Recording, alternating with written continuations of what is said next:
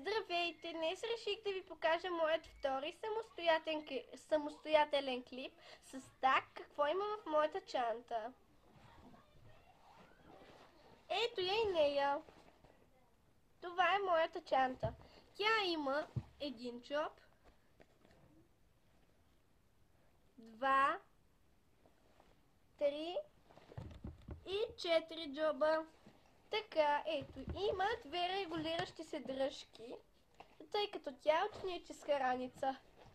Така, да проверим какво има в нея.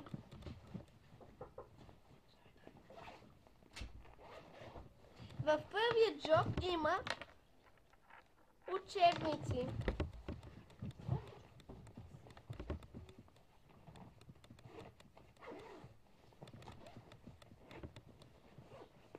Във втория джоб има тефтерче,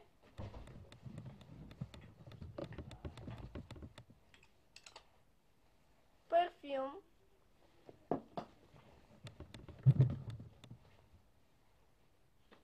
един гланц с вкусна ягода,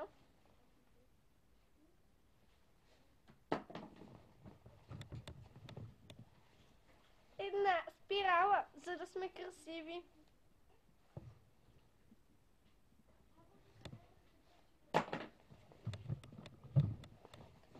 една линия за училище,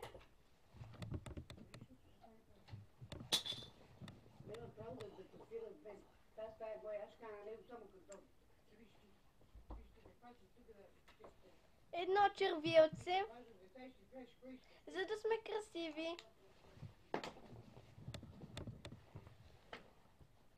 слушалки, за да слушаме музика, без чалги. Така, какво има в третият ми джоб?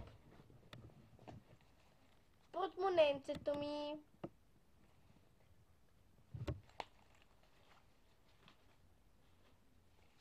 Не мога да ви покажа телефонът ми, защото в момента от него снимам. Има носни кърпички. Така, какво има в четвъртия джоб?